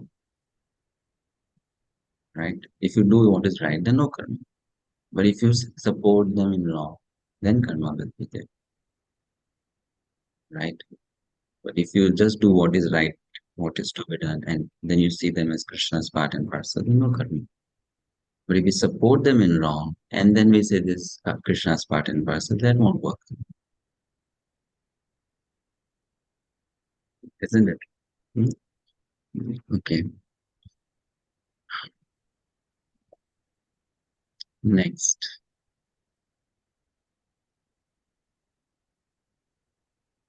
Muktamats. Hare Krishna, Prabhuji. Similarly, a bona fide spiritual master has no business reading many books simply to show his proficiency or to get popularity by lecturing in different places. One should avoid all these things. It is also stated that a sannyasi should not be enthusiastic about constructing temples. We can see in the lives of various acharyas in the line of Sri Chaitanya Mahaprabhu that they are not very enthusiastic about constructing temple. However, if somebody comes forward to offer some service, the same reluctant acharya will encourage the building of costly temples by such servitors. For example, Rūpa Gosvāmī was offered a favor by Maharaj Man Singh, the commander-in-chief of Emperor Akbar, and Rūpa Gosvāmī instructed him to construct a large temple for Govinda Ji, which cost vast amount of money. Prabhuji, shall I continue? Yeah. So, a bona fide spiritual master should not personally take any responsibility for constructing temples. But if someone has money and wants to spend it in the service of Krishna, an acharya like Rūpa Gosvāmī may utilize the devotees' money to construct a nice, costly temple for the service of the Lord. Unfortunately, it has happened that someone who is not fit to become a spiritual master may approach wealthy persons to contribute for temple constructions. If such money is utilized by unqualified spiritual masters for living comfortably in costly temple without actually doing any preaching work, this is not acceptable. In other words, our spiritual master need not be very enthusiastic for constructing temple buildings simply in the name of so-called spiritual advancement. Rather, his first and foremost activity should be to preach. In this connection, Śrīla Bhakti-sastri Gosvāmī Maharaj recommended that our spiritual master print books. If one has money, instead of constructing costly temples, one should spend his money for the publication of authorized books in different languages for propagating the Krishna consciousness movement. Thank you. Next. Madhumati Mataji. Straightforwardness in ordinary dealings and equilibrium is loss and gain. There is a statement in Padma Purana, persons who are engaged in Krishna consciousness should never be disturbed by some material gain or loss. Even if there is some material loss, one should be perturbed, but should always think of Krishna within himself. The purport is that every conditional soul is always absorbed in thinking of materialistic activities. He has to free himself from such thoughts and transfer himself completely to Krishna consciousness. As we have already explained, the basic principle of Krishna consciousness is to always think of Krishna. One should not be disturbed in material loss, but rather should concentrate. So just scroll up. His mind upon the lotus feet of the Lord. A devotee should not be subjected to lamentation or illusion. There is the following statement in the Padma Purana: within the heart of a person who is overpowered by lamentation or anger, there is no possibility of Krishna's being manifested. Hare Krishna. Hare Krishna. Next, the demigods. Should I continue? Okay. The demigods. One should not neglect to offer due respect to the demigods. One may not be a devotee of demigods, but that does not mean that he should be disrespectful to them. For example, a Vaishnava is not a devotee of Lord Shiva or Lord Brahma, but he is duty bound to offer all respects to such highly positioned demigods. According to Vaishnava philosophy, one should offer respect even to an ant. So then, what is there to speak of such exalted person as Lord Shiva and Lord Brahma? In the Padma Purana, it is said Krishna or Hari is the master of all demigods, and there, just scroll up.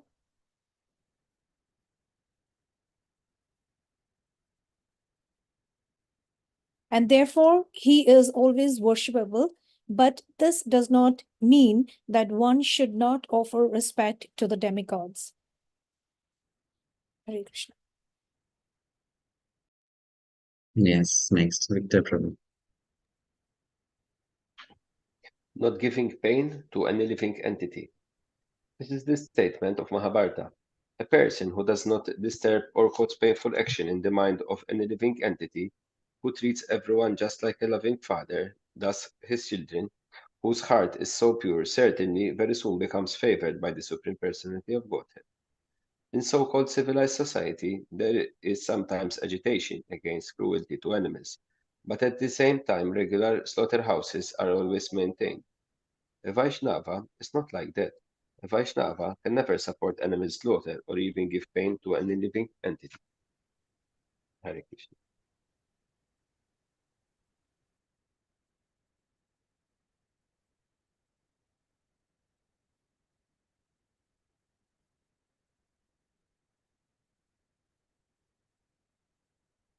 Any questions or comments?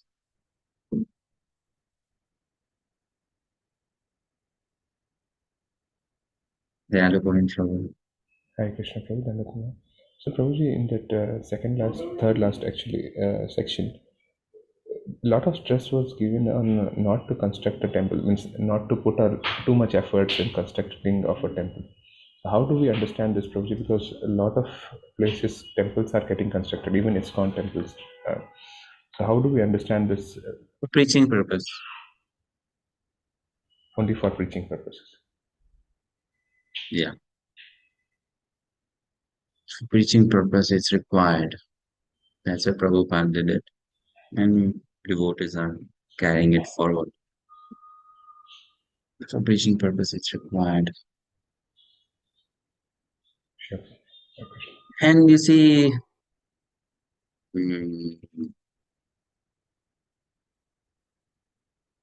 also it's required because we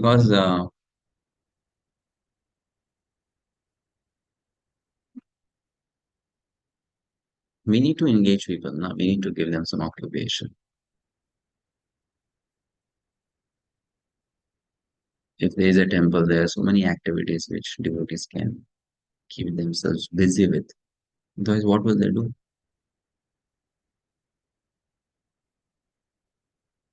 So for practical reasons also, right? Someone is Brahmanical in nature, let's say. Then what that can person do? That can person needs to become a pujari. If there is no temple, where that person will become a pujari? Right? So it's also required to give people some active engagement. Otherwise, what will devotees do? Where will they go?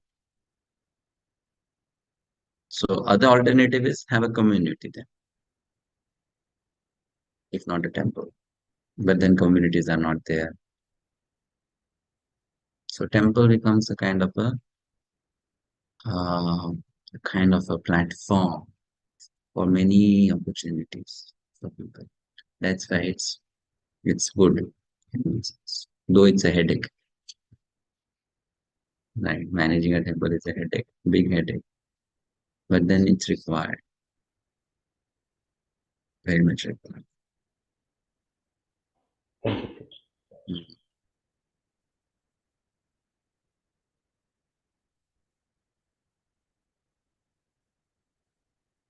The best is what?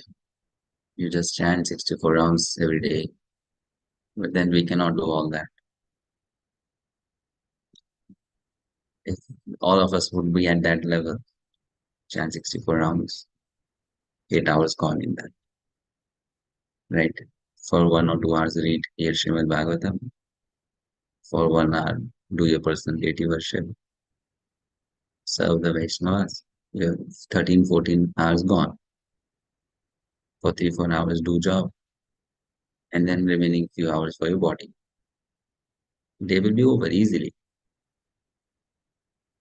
But we can't do that. We can't do that. So what?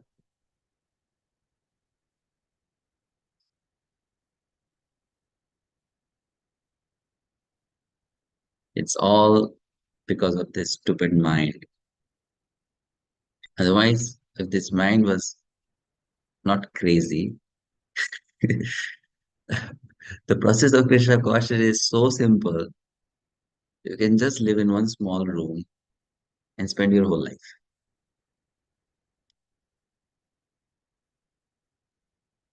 Isn't it? If you talk about the means to achieve the goal, the means is so less demanding. You just have to be in one place and just chant. Nothing else. You know, you can have a library with 4 books like Prabhupada said, Bhagavad Gita, Srimad Bhagavatam, Nectar, Vibhashana, Chaitanya. You don't need anything else, right? It is so simple, but then we are not like, so problem is with us.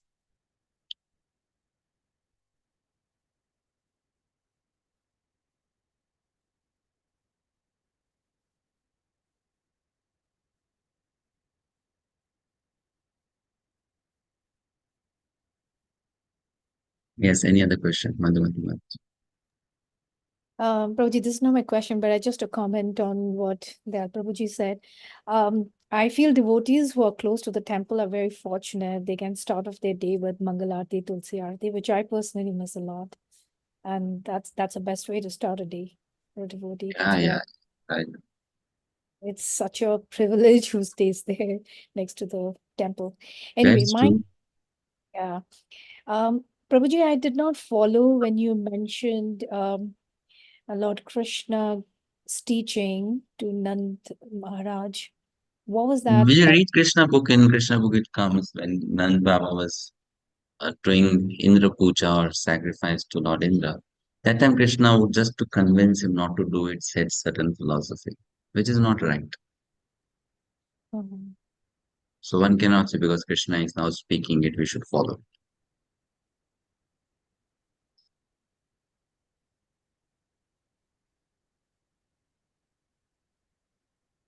I guess that was a naughty way of presenting it because he actually didn't want. It's not a way, or you can say Krishna is because Bhagavan, he can do anything.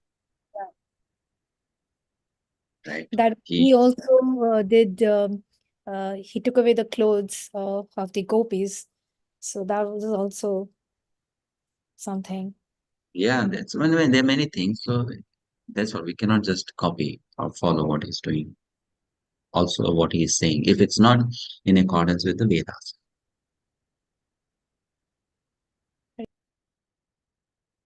Sudhir Prabhu.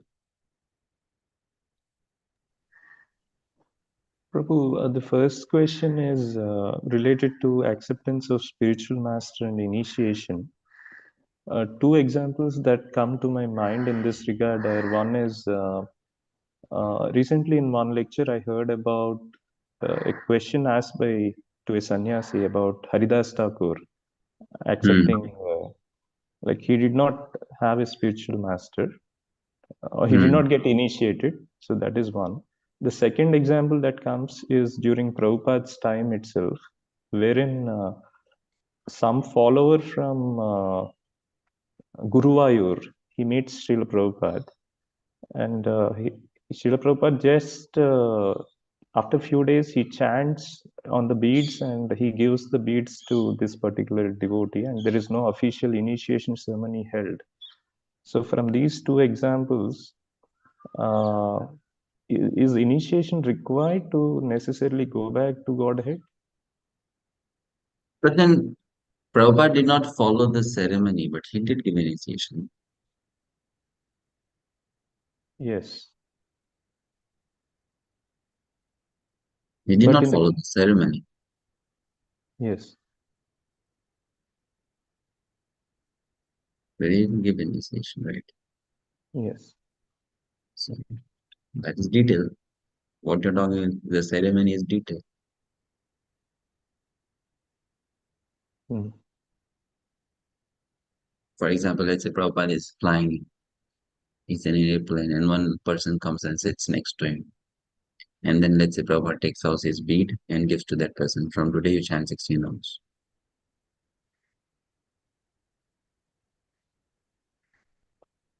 That's an initiation. Detail is not there, same as someone else sitting in a fire yajna in front of Vaishnava. Hmm. And how do we understand the example of Haridas Thakur then, not taking initiation? From? Like I heard that there was no spiritual master who gave initiation to Haridas Thakur. But why he needs? So it's an exceptional situation, exceptional case. Of course, why he needs? He doesn't need. He doesn't need. As said, Rūpa Gosvāmī also, where do we see he was given initiation by Chaitanya Mahaprabhu? I mean, externally speaking. Hmm.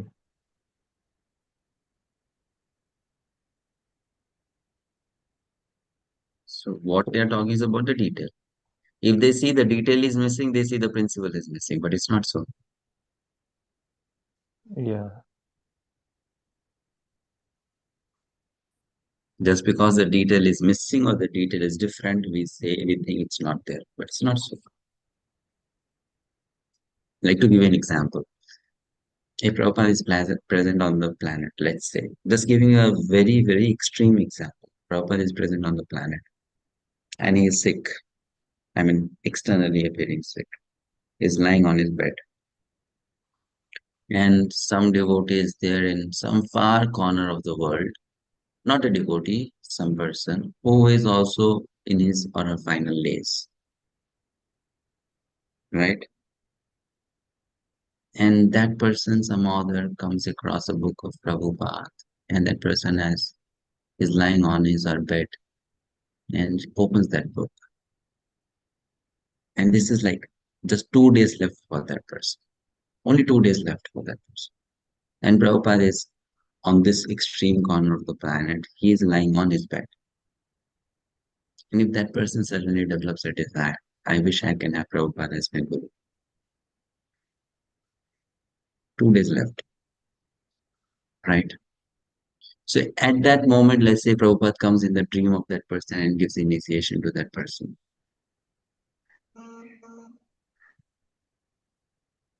Can a personality like Prabhupada do it? Possible? Yes. Yes.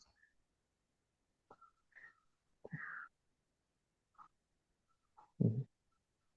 Isn't it? So will anyone see it? No. But in those 2 days, can that person go back to Godhead? Yes. Yes. Without taking initiation? Externally, yes. Yes. Externally, yes. Yes. So the lesson I learned from your reply is one should not judge by the externals or the details. Yeah, the details, because that's what we are studying here. No, Rūpa Gosvāmī is telling us principles. Look at the principles. The details, it can be adjusted based on person, time, place, circumstance. Look at the principle.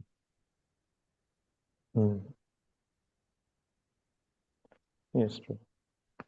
Thank you, Prabhu. Second question, can I ask? Yeah. You were discussing on the same point as principle and detail, Prabhu. Yesterday, I was hearing a lecture from Śrīla Prabhupada. He was talking about Madhvacharya and Chaitanya Mahaprabhu. And there, Śrīla Prabhupada was mentioning about, even though Chaitanya Mahaprabhu comes in the line of Madhvacharya, but there are some unique teachings that Chaitanya Mahaprabhu gave, which may not be the same, which could be something different from what Madhvacharya said. So the question I have in this regard is, even though we are followers of Madhvacharya, how do we we should not accept whatever Madhvacharya said, right? So is every book of Madhvacharya that we come across okay for us to read? Yes, we can read, but then we'll have to also then know the subtleties of our philosophy and how is it different from Madhva's philosophy, right? So best is first you become a master of your own Siddhanta line. Then you go and study others. So then you know where we are same, where we are different, what to take, what not to take. Right? First you become strong in what your subject is. Then you can, okay, some extra knowledge, fine. But first, strong footing should be on our own. Disciplic success, Chaitanya. Because you see, if you don't know what is 24K gold, then you may accept 21 as 24. But when you know what is 24, then when 21 comes in front of you, compare it with 24, you know this is 21, that is 24. So first you know very nicely Gaudiya Vaishnava Siddhanta completely, thoroughly. And then when you come to know something else, then you can compare all this. Okay, this is where I am, or this is where we are, this is where they are. This is the similarity, this is the difference. So, right? Prabhu, is there? Yes, Prabhu. Is there any difference in the teachings of Madhvacharya and Chaitanya Mahaprabhu when it comes to the Jiva's relationship with the Supreme Lord, or are they on the same? Both of them say the same thing. Some differences are there. It is there. Madhvacharya never gave so much detailed knowledge, no? First thing.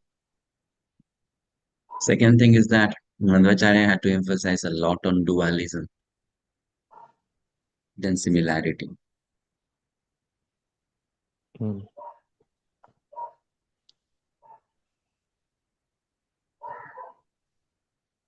So that's why it's different.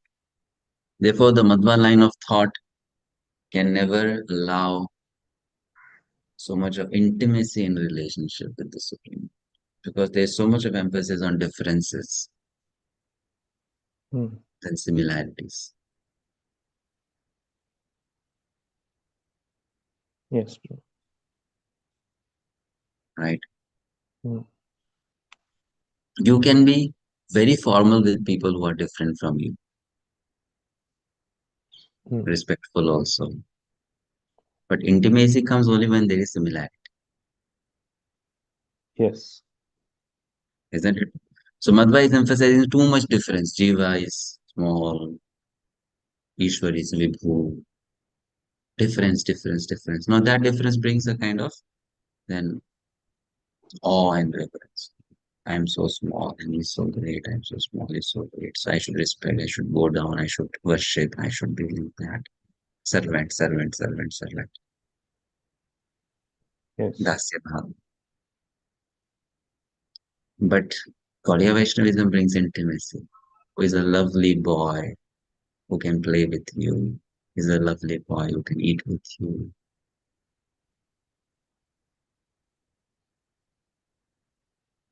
So that brings intimacy in the relationship.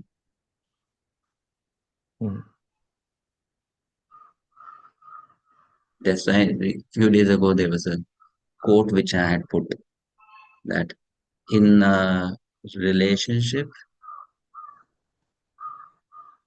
which has to become intimate, you need to have similarity and differences both. If you're just too different, you cannot become intimate. If you're just too similar, you cannot become intimate. How having similarities cannot become? Because if you are too similar, what will you find different in the other person? Okay. To get attracted to. If you have everything what the other person has, then why would you be attracted to that person anyway? Yeah, you would So not there look has at. to be. There Would has to not be look at difference. that person as something special or Yeah, because you something. have everything that person has. Yeah, some ordinary feeling. Huh? We'll get some ordinary. We'll think that this person is also ordinary. What rasa will you exchange when you have everything what the other person has? So what if there's no difference at all? If everything is similar, then how will you exchange? Yes. And if it's too different also, then also you cannot exchange.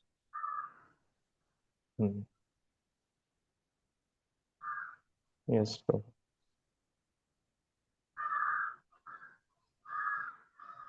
Got it? That's why you see, Advaitavad, both are same. So no relationship. Jiva same, Ishvara same, Brahman, no relationship. Right?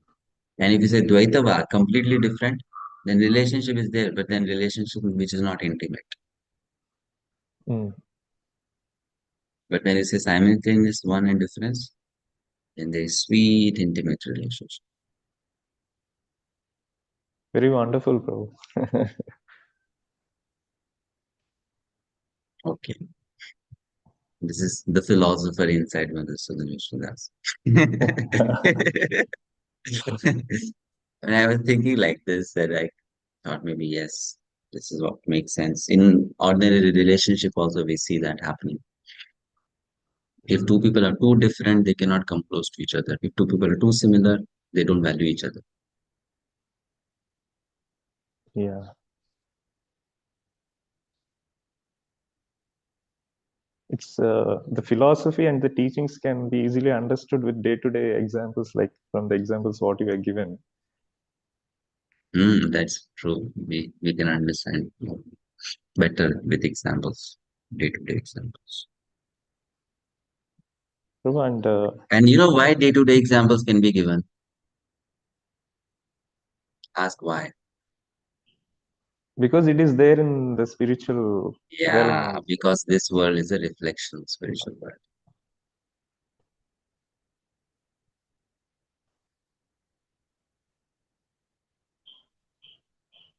Okay. Prabhu, there's mention of banyan tree in this section, but there's no, like the title it's there, but in the details it talks about amla tulsi. So what is the significance of banyan tree? It's worshipable. It is true.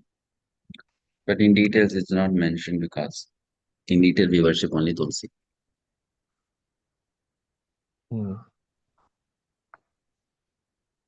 Yes, thank you. That's what. Now, principle and deed. Principle is there, but detail. Yeah, thank you. Like principle, Rūpa Gosvāmī says you should worship Ganesha. Okay. Later on. Where is Ganesha generally placed in any temple or any house or anywhere?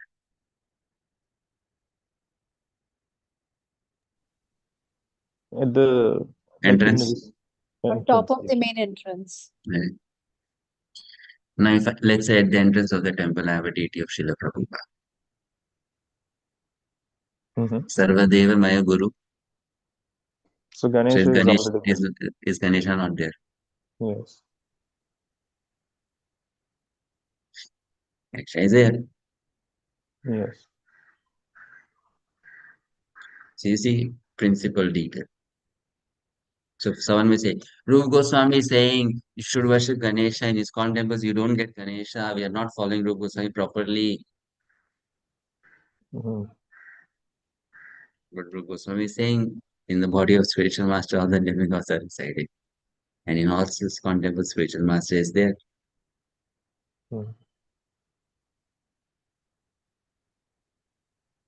One comment, Prabhu. Thank you for enlightening us with going into the differences between principle and details, and thus making like it increases it gives us a wider perspective, not like a very shallow perspective. Because when we have very shallow perspective, we tend to find faults. But having a wider perspective, it's very good point which you mentioned. When we have shallow perspective, then we either try to find faults with others or we try to find unnecessary faults with oneself. Yeah. So there is always a battle going on inside. That devotee is correct or I am correct, which is not good for Krishna consciousness. That devotee can also be correct, you can also be correct. And yet Yes. you two can be different, Yes. right? Yes. That devotee can also be correct, you can also be correct, and yet you two can be different. What you are doing can also be different. Yes. Yes. So then it gives you faith, it gives you hope, it gives you solace, it gives you some kind of comfort. And you begin to enjoy Krishna consciousness happily practice it. Yes.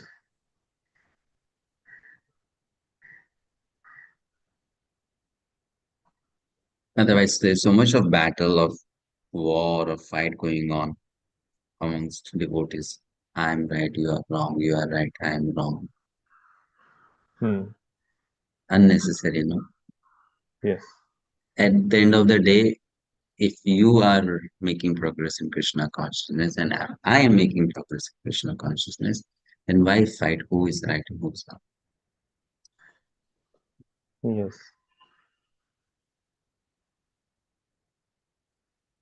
Yeah. Thank you.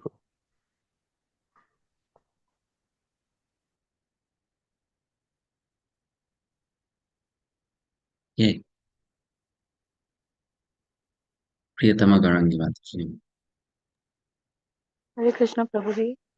For Grihasthas, how can we be careful? Say, very rare if we get a chance to serve pure devotees. Is it okay to neglect family, personal duties, responsibilities? Does it please the pure devotee and Lord Krishna? No, we should try to find a balance. Of course, sometimes if you are getting rare chance to serve a spiritual master, pure devotees, and for that you have to compromise on your other duties, do it. Because on other times you are going to give a lot of time to your other duties. That's okay, isn't it? Like some people say, oh, family comes first, and then how can one neglect family and then go for, Family comes service? first, yes, but family comes first 360 days in a year, 5 days in the year, then spiritual master comes first. Simple.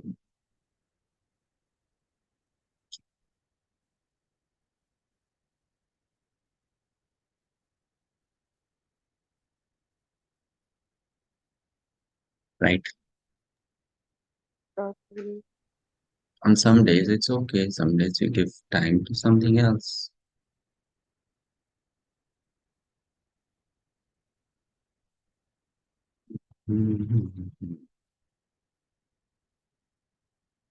Oh, Prabhuji, how do we, suppose when we get service of pure devotees and once they travel, it leaves voidness in you.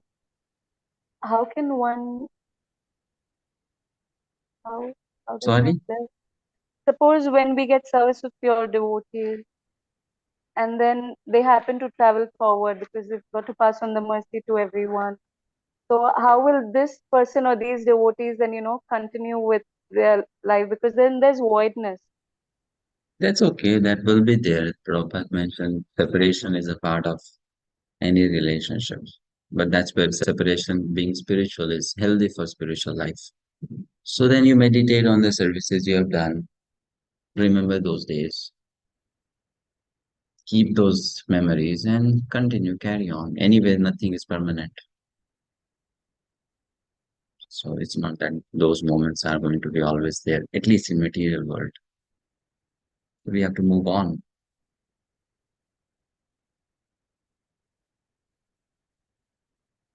praying that those moments will come again.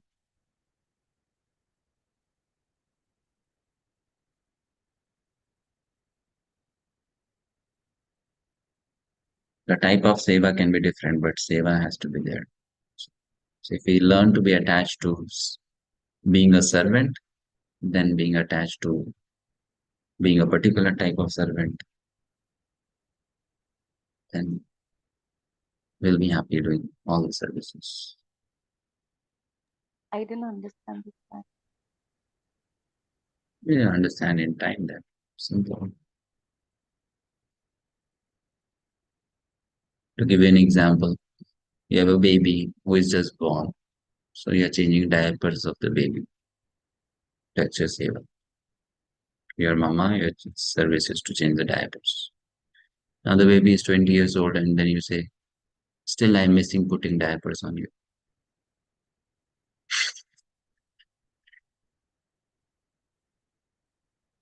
So the child will say, Mama, I'm grown up. Now you can serve me in some other way. Come on, don't miss putting diapers on you. So if you want to be a mama, you be a mama.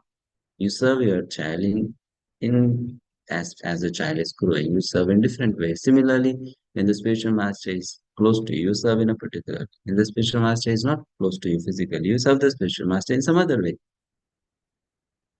Now we cannot say, no, the spiritual master has to be always with me and I'm going to do the same seva. That will never happen, right?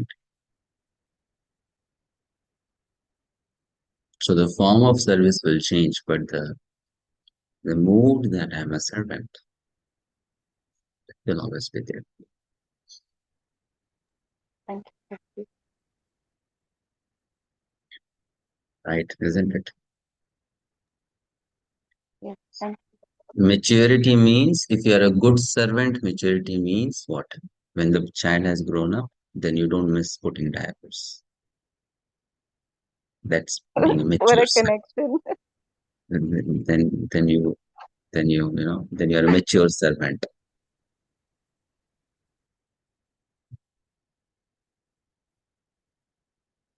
I'm sorry, but I could not think of a better example.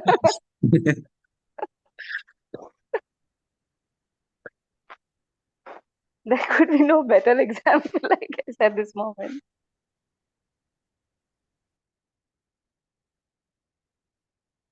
All right. Now, why I gave this example was recently it so happened that I came to know of two people in a relationship for like long time. Okay. Now, so many years have passed. And then suddenly one day the other person, the spouse, tells to I want you to become exactly like that the day I married. And the other person is, come on. Now, so many years have passed. So how can you want me to become like that? It's not possible. Yes, I'm with you. I'm with you. Love me, care for me based on who I am now. And not someone who was there at that time. It's not possible.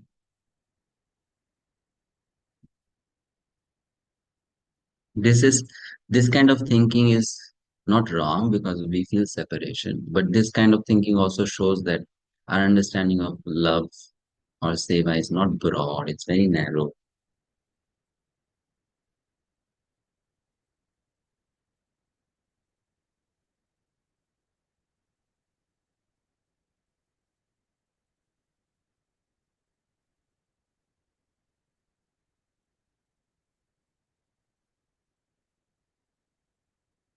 Best servant is someone who can become as per the other person's requirement.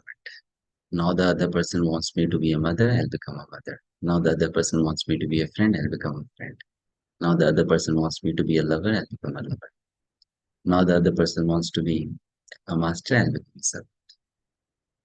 Now the other person doesn't want to talk to me, I'll keep silent. That's the best servant.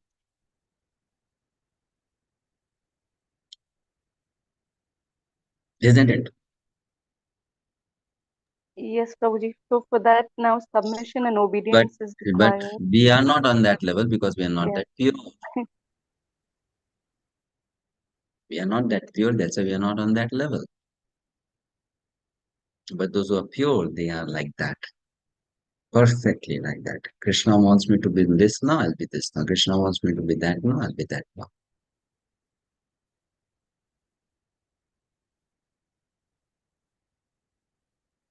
Because their aim is to serve Krishna, to please Krishna. Not how. That's not the main thing. Which is a very high level of purity and love, actually.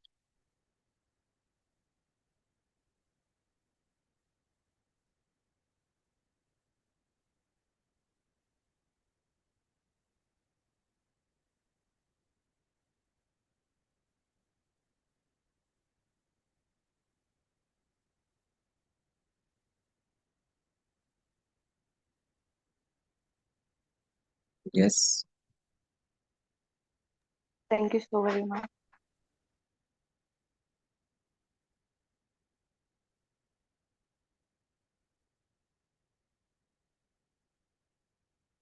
Like, to give an example, there's a family of, let's say, 6 people, parents, 4 kids.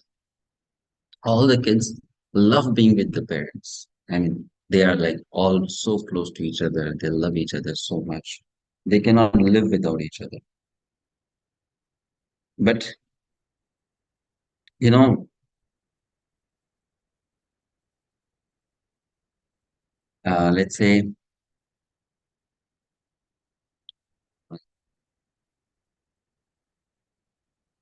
at a moment it is required that the elder person in the family should leave the family, go to a distant country to earn money to support the family.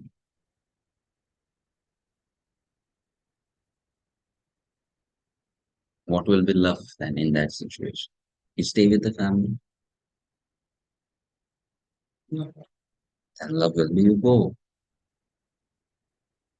Now, if you're going away, can the family member say, because you don't love us, you are leaving us? No.